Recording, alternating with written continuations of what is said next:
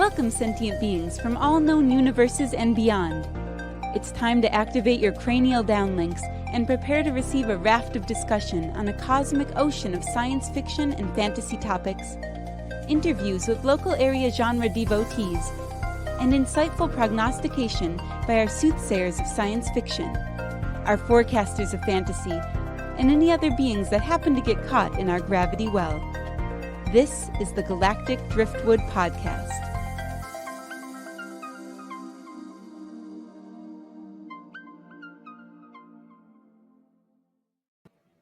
Well, hello, and welcome to this episode of the Galactic Driftwood Podcast. I'm Bill. I'm Linda. I'm Charles. And I'm Seth. And we got a couple of topics to talk about today. One is big news. Paramount finally found a suitor that's willing to pay what Paramount thinks it's worth, I guess, or what Sherry Redstone thinks Paramount is worth. And then we're also going to talk about some Dimension 20 stuff. So well, let's kick it off with the Paramount Skydance news. So Skydance Media has agreed to merge with Paramount, or I guess Paramount's agreed to merge with Skydance. Skydance will be the parent company of the two, ending months of negotiations and putting an end to the Sherry Redstone management era. And so that agreement was announced a couple of weeks ago, and according to the agreement, Paramount has 45 days in which to entertain better offers. However, if they find a better offer, then they have to pay, and they want out of the Skydance deal, and they have to pay Skydance a penalty of $400 million. Considering they're already $15 billion in debt, my guess is they're not going to want to back out. When you're $15 billion in debt, $400 million is chump change, man. I suppose. Crazy. I just want a deal like that sometime where, I agree to buy something from Amazon, and if Amazon doesn't get it to me on time, I can back out and they have to pay me $400 million. Yes, they get to pay off your mortgage. Yeah, that'd be all right. I Yeah, so it was interesting. So there is likely going to be a lawsuit, as is common with this sort of high stakes merger type stuff. There's a billionaire by the name of Mario Gambelli. Perfect. Sounds like a mafia attorney or something. That's his hitman. Yeah. Anyway, he owns a lot of the voting shares. He's described as a mercurial billionaire that owns a buttload of Paramount Studios and CBS stock, I guess. And so he says he hasn't decided yet if he's going to sue. He's submitted a request for details of the merger agreement and how much money Sherry Redstone's going to make. And but people familiar with Mario Gambelli are convinced he's going to sue, and that he's simply waiting for the information from the filing requesting information to determine how much he's going to sue for. So we'll see what happens with that. What did they do to lose all this money, or didn't do, or something? I don't know. I'm assuming it was maybe poor movie decisions in the box office. I suppose. Well, I mean, the best I could think of is they never did hardly anything. Yeah, right. I don't know what they did that was a big loser, though. I don't know either. I don't know. Paramount Plus never made movie, and they were making tons of content for that. So, like, 3 seasons of Picard, that was some pretty high production values on those. Right. And that's how many episodes per season? 8 episodes per season? 10 episodes per season? Every episode's like an hour at least. That's like 5 movies for every season of Picard. Yeah. Did they recoup those costs? I don't know. They're known for major film franchises such as The Godfather, Top Gun, Forrest Gump was another movie they did. Yeah, back in the day. Yeah. Right. Well, it looks like Forrest Gump isn't making them a whole lot of residuals anymore, I don't think.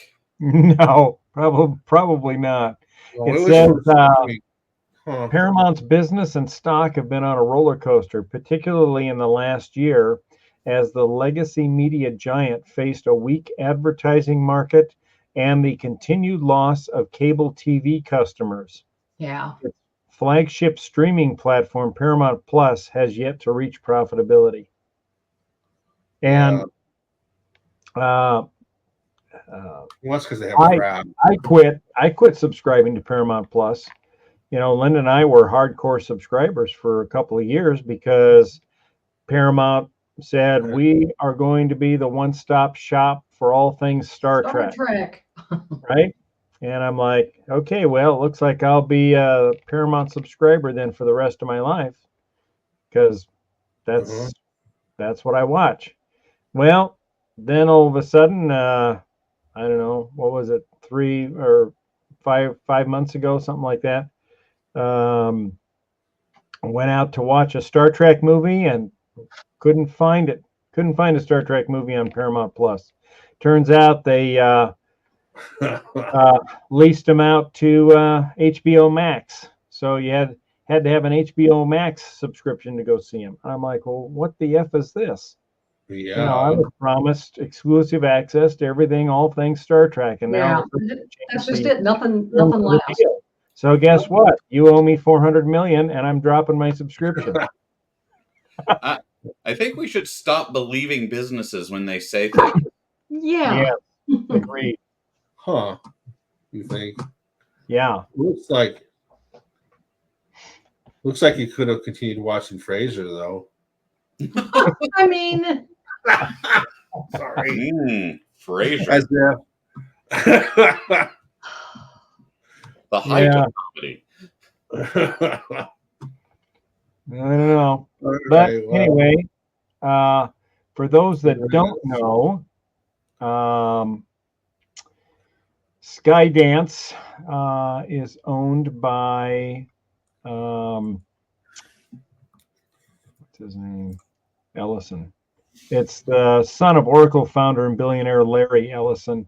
Can't think of what his first name is, and I can't find David Ellison. Yeah. David. Yeah, that's right. I see it now. Yeah, so David Ellison's going to take over, and they said it'll be nice to have a creative executive at the helm of Paramount. Oh. Wow. I don't know. Seems like kind of a slam. But anyway, yeah, 45 days. And then after the 45 days shopping around period ends, supposedly the deal is not will close sometime in third quarter of next year. That's kind of funny because usually the complaint you hear from directors and is that the studios are interfering, which what I would think a creative person would do. Right. Yeah, he's definitely. I mean, that's what they mean, right? Or is he just flaky? They need somebody flaky up there. I don't know. Well, maybe he's the guy that's going to generate the massively profitable ideas for them to go out and shoot movies. And yeah, could be. But I read yesterday that the plans for the next Star Trek series are still moving ahead. They just announced a couple more cast members for Star Trek Starfleet Academy series.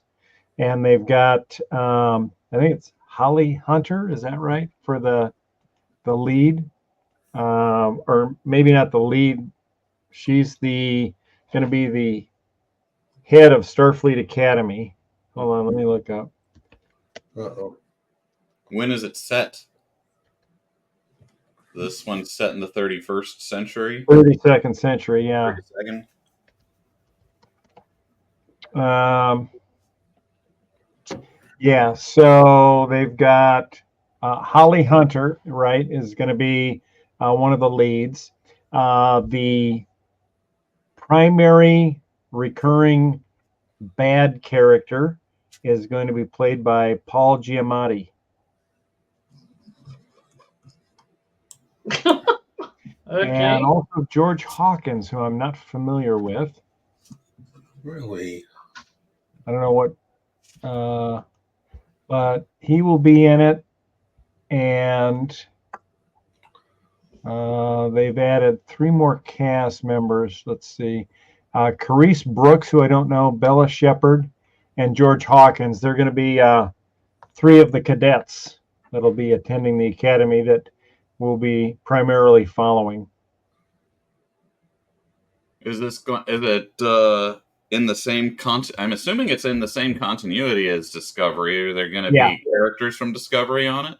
Yeah, they said that's a possibility. There was also there was a lot of talk even during the series as it aired from the characters about Ensign Tilly going to teach at the new Starfleet Academy. So I'm assuming she'll be there, but they haven't made any announcement about Mary Wiseman, who played Ensign Tilly, joining the cast.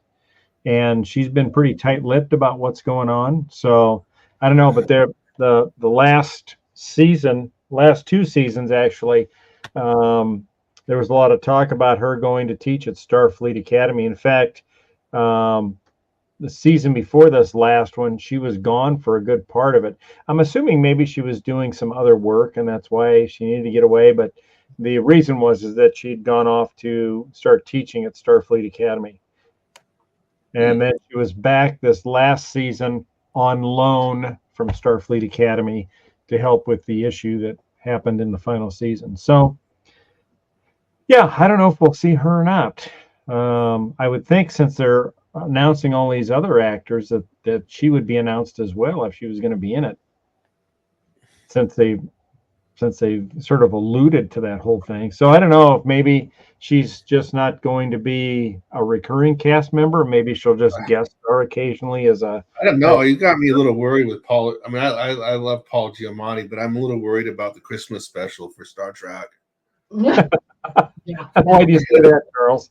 What's that? Well, just that lately isn't that what the holdovers was and stuff? He's been doing... Oh. I haven't watched any of them, but I think he's been doing depressing Christmas shows for a while. Oh, God. It just occurred to me.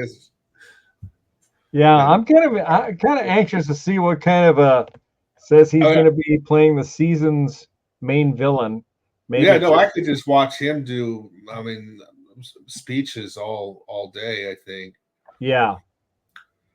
It'll be interesting to see what kind of a character he plays and whether he's an alien or human.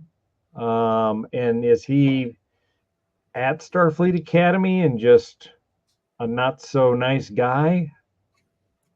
He's their first year hyperspace physics instructor, and he's really hard. Yeah, he'd be like Snape.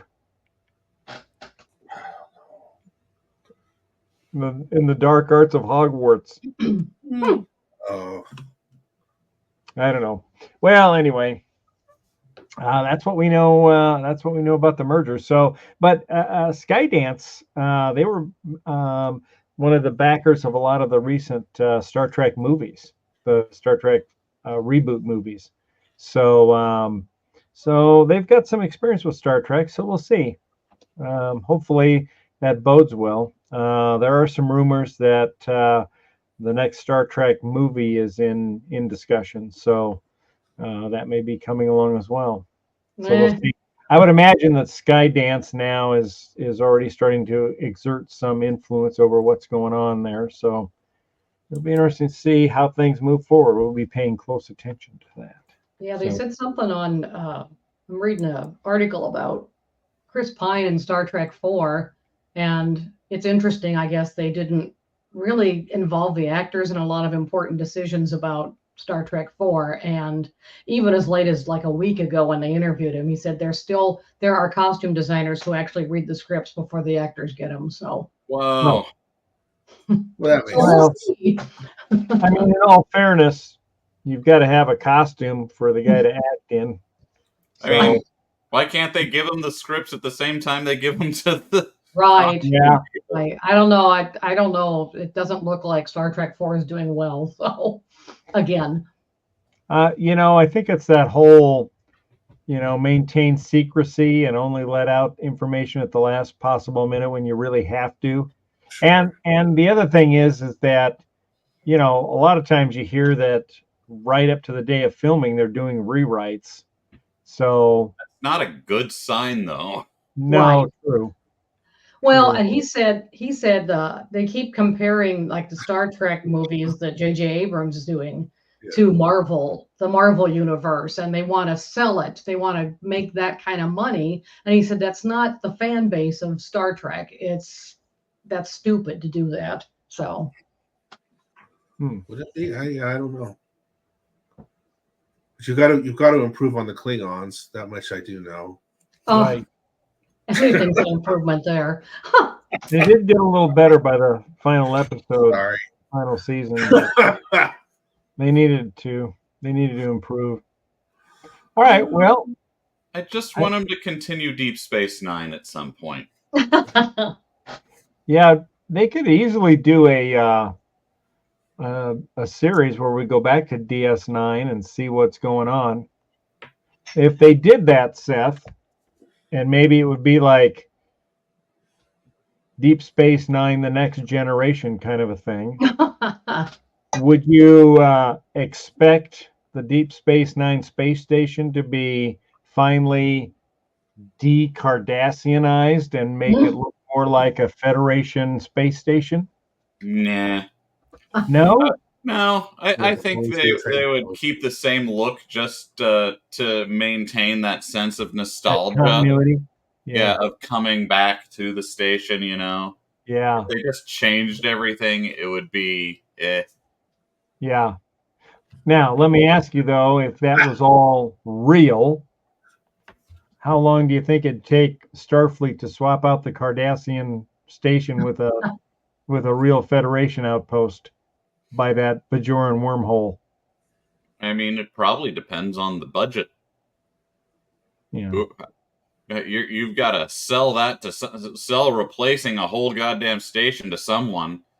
Right. And I'm guessing the bean counters are going to be like, you've only had 3 major sabotage incidents. You'd have that with a Federation station.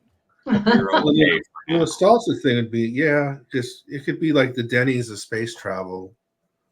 But they always say the economics of the future are far different than what they are today, and that money is no longer a concern. Money for people's no longer a concern, but you've still got to acquire those supplies, get those supplies to the place. Right. Like that still, even without money, that's a pain in the butt. And those things could go to other, perhaps more pressing things. Right. Right. I mean, somebody's got to mine the material for the station, right? Sounds to me like a lot of gold pressed latinum changing hands. Gold pressed latinum. And if you're just coming off the last war, you've got a lot of ships to rebuild, and it's just not in the budget right now. Hey, here's a question for you Star Wars fans. Can you tell what's on my shirt? A star? Looks like a kind of a combination of Death Star and Tatooine, or something like that. It's actually Craters of the Moon National Monument in Idaho. No. Well, then why did you say Star Wars? You just lied to us. That's no, just I just said, can you Star Wars fans identify what's on my shirt? I didn't say it was Star Wars. I sort of led you down the path of thought towards Star Wars, but dishonesty. That's called poisoning the well, Bill. That's called poisoning the well. Right. Yeah. Anyway, yeah, if you happen to be out in Idaho, check out Craters of the Moon National Monument. No, they're not sponsoring this podcast, but it's a pretty cool area. It actually looks almost like you're on an alien world when you're there. It's what was it, 6 million years ago? I guess it's where the hot spot that's under Yellowstone was at the time, 6 million years ago, and it erupted and created these huge lava flows and ejecta all over the place, and it looks very bleak, black landscape. But it was interesting to go see it. Check it out. That would be interesting. Yeah, it was. So, well, let's jump over to Seth, and you wanted to talk about Dimension 20, Seth. Yeah, you know how I'm not watching a lot of the shows you guys are watching right now, and thus can't really talk about many of the shows you guys are watching right now? Yeah, that's because I'm watching Dimension 20. For those of you, well, for anyone unaware, Critical Role played a huge role in revitalizing and bringing D&D to the just like everyone. It got people interested in the hobby again. It was a huge hit. It arguably did a ton for the success of D&D 5e. Mm-hmm. And along with Critical Role, several other live play streaming shows went up.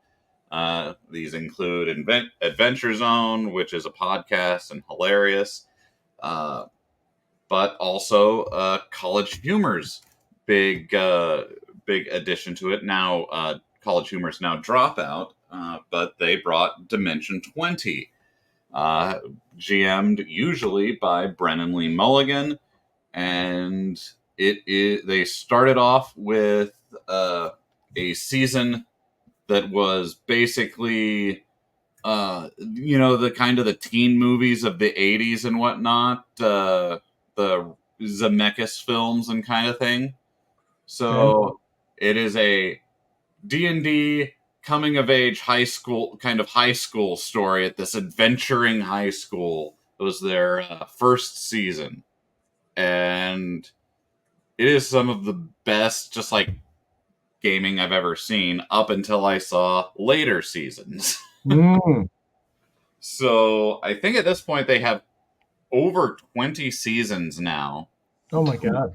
Yeah. Is that why they call it Dimension 20? No, it's because of the 20-sided die, Bill. Oh. But there's a rotating cast on them. I said Brennan is usually the GM, but he is infrequently replaced by other friends of the show. Abria Iyengar is another one of the big names who will semi-frequently DM. Matt Mercer DM'd a season.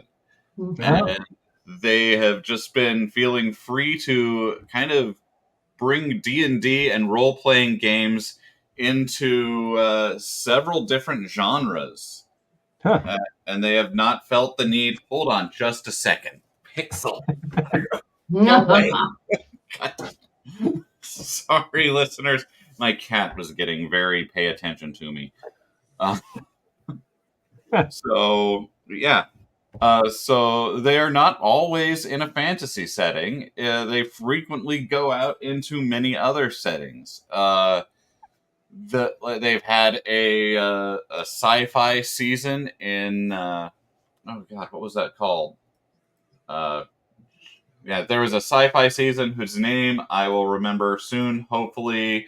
They had many of these will also be fantasy, but offshoots of your normal fantasy. There was Escape from the Blood Keep, which was a season themed after Lord of the Rings, except told from the bad guys' side of it. Nice. There's a season called Misfits and Magic that is kind of their Harry Potter season. And also, I've seen that one 2 or 3 times. It is... it's better than Harry Potter. It's better than Harry Potter, I'd say. Nice. But is this on YouTube? They have several seasons on YouTube. So the way things usually work is that their streaming service, Dropout.tv, gets the seasons first, and then several months down the line, there'll be ad-supported seasons on YouTube. So you can see, I believe, the entire, many of the entire early arcs of the show, including the first season. There's clips of it all over the place. And they've also been doing systems other than D&D. One of their other favorite systems is Kids on Brooms, which is an offshoot of the Kids on Bikes system. And it's a really interesting system where, you know how you have your... you've got your dice spread with like 6 core dice, D4, D6, D8, D10, D12, and D20. Yeah. Each of those gets assigned to one of you, basically assign each one to a different stat, giving you basically which stats you're good at and which you aren't. And so, and then so that kind of makes the dice rolling system really interesting. But in addition, anytime you roll the maximum value on that die, it explodes and you get to roll it again and add it to the total. And that's cool. Explode again, and you can add that to your, and you can just keep going. That creates some really big, exciting moments. Right. Huh. And that sounds pretty cool. Yeah, in the current season that started a few weeks ago is called Never Stop Blowing Up. It is legitimately the funniest thing I've ever seen in my life.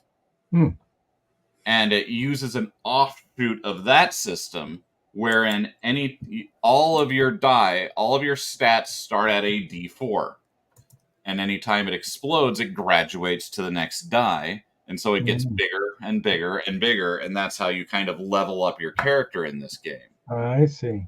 What makes it even better is it's an over-the-top 80s, 90s action adventure extravaganza.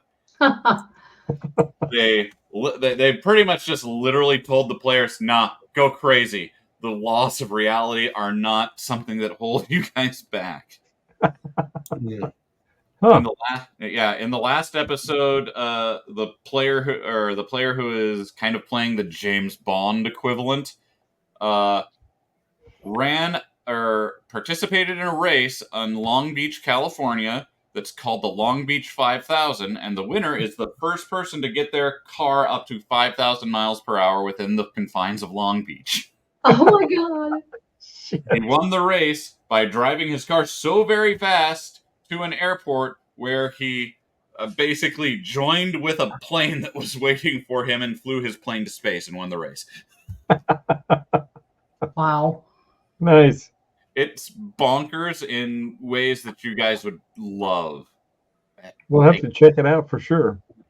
I cannot tell people enough that they are like missing out when they're not like watching Dimension 20, because it's especially people who love D&D, because it's like teaching me so many ways you can play D&D and so many different things you can do with your characters. Yeah. They've had a Regency season that was a Regency kind of drama called A Faye and Flowers. There was like maybe 4 rounds of combat in the whole thing. And it's fun the whole way through because it's all about players keeping secrets from each other and competing for social standing and then using that social standing to gain advantage and whatnot. Sounds fun. Another one of the kind of offshoot seasons is called Of Mice and Murder, and it's a Victorian murder mystery. That was actually a really interesting mystery and really well done. Huh.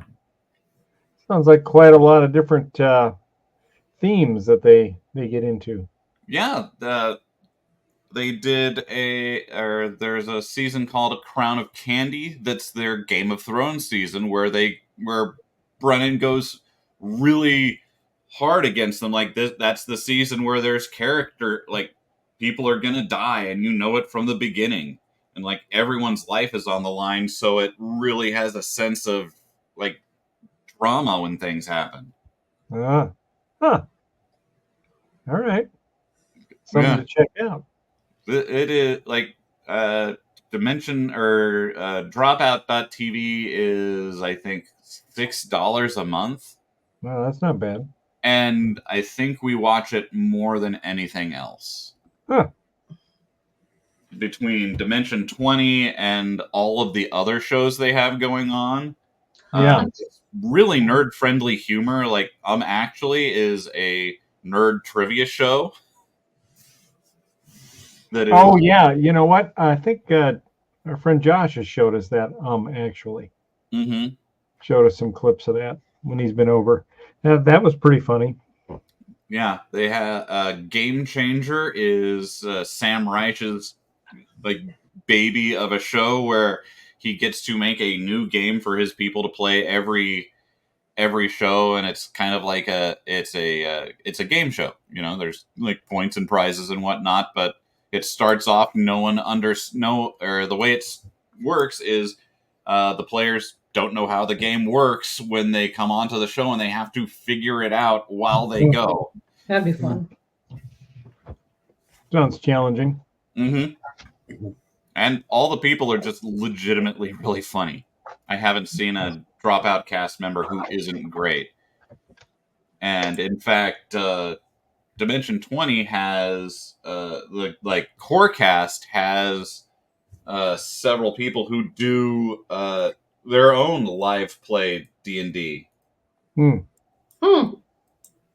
Yeah, Brian K. Murphy runs Not Another D&D podcast, which I haven't listened to yet, but mostly because, like I said, there's just too much stuff. Right. But that one's supposed to be amazing as well. There is a lot of talent. Do you know Hank Green? I don't think so. He's a really popular science YouTuber. Okay. They had him on a season called Bentopolis that was a noir-inspired season. Oh my God, that's funny. I like the themes. Mm-hmm. That's awesome. Yeah, they come up with outside of the main kind of storyline that they established in the first season. They really do like branching off and trying new things and different ideas. Well, that's good. It keeps it fresh that way, I would think. Mm-hmm. Yeah, you get something new every season. Like they find a way to raise the bar or try out something that they haven't tried out before. But if you're a GM or you just play, it's a fantastic like source of inspiration for character ideas because they're all also really smart at playing D&D now. So you can watch it and get really good character ideas, really good character motivations. Brennan's given me a ton of inspiration for my own DMing and how to do stuff. Nice. Cool. All right. Well, we'll be sure to check that out then. Yeah, cannot recommend it enough. Cool. All right. Thanks, Seth. Well, I think that'll wrap us up for this episode of the Galactic Driftwood Podcast. If you have any thoughts or comments about Dimension 20 or the Paramount merger or what might happen to Star Trek, go ahead and throw them in the comments down below, and we'll take a look and talk about them next time. Until then, take care, have a good week, and we will see you on the next show. Bye-bye, y'all. Bye-bye.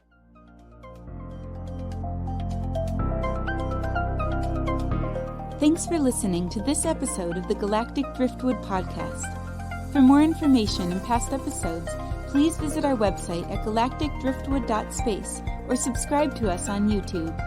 And now, please deactivate your cranial downlinks, collect your towels, and be sure to watch your step as you exit our gravity well.